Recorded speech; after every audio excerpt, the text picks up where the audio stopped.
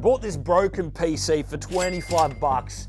And I've named him Lowrider. Lowrider needs some new 3D printed case feet and accessories to bring him back to life. It's completely filthy and needs a big cleanup instead of being thrown in the trash. Let's see if we can get this old rundown PC working again. Well, before we begin, let's see if this PC actually works. Okay, we seem to be getting absolutely no signal on the monitor. Something's going on with the PC. Hopefully, by taking it apart, cleaning it, we can fix the issue. However, we may end up having to replace some parts or at least a single part. Let's get cleaning.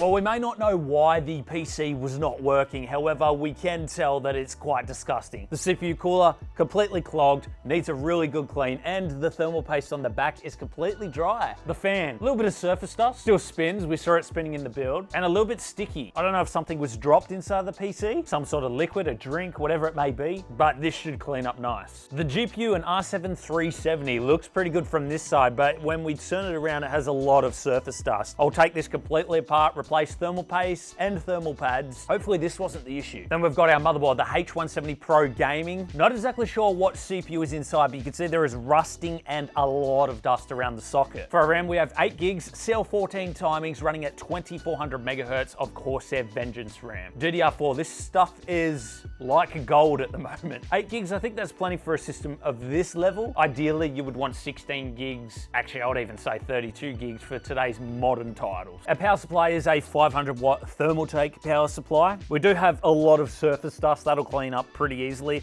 A little bit of rust at the rear and a little bit of rust on top of the fan grill. The fan looks a little sticky, a little dusty, but we'll go in there, we'll clean that up. But fingers crossed this whole system works. We'll have to wait and see.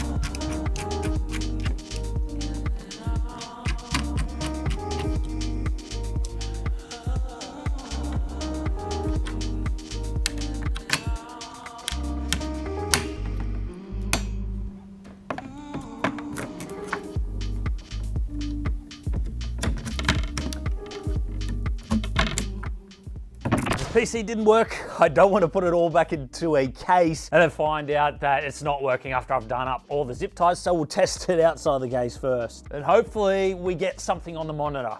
It seems like the VGA LED is lit up, so I wonder if there's actually something wrong with the graphics card. Well, we know this PC works, so I may just try and swap the GPU over to here and see if we get any type of post. If not, then we have narrowed it down to the GPU. All right, here we go. Will this graphics card work in this system?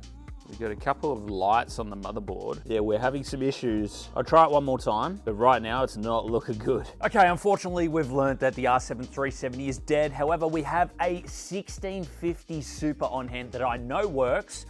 Let's test it in the system and see if it boots. There we have, guys. It was a graphics card issue this whole time. Plus, we've got a nice upgrade for the system, so let's get building.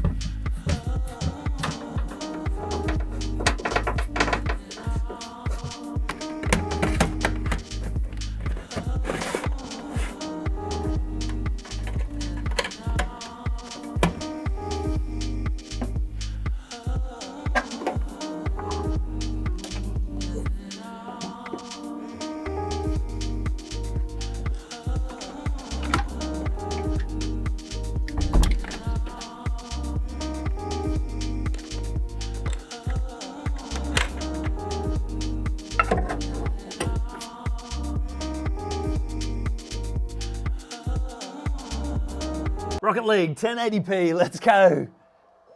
Honestly, this has been so much better with a 1650 Super. It's such an upgrade. Pass. Getting around 200 FPS, 64 degrees on the GPU, 49 on the CPU. Yeah, you see, we go anywhere from like 200 to 240 FPS. It's quite incredible. Rainbow Six Siege, we are in 1080p high settings. We're limited to high settings because of the 4 gigs VRAM limit. If we go any higher than that, we end up going up to 5 gigs usage, which means that the game could crash. So in order to stay stable, high settings, 1080p is what we need to do. And we are achieving around 120 FPS, which is really good. The GPU is sitting around 64 degrees Celsius and the CPU around 48 degrees.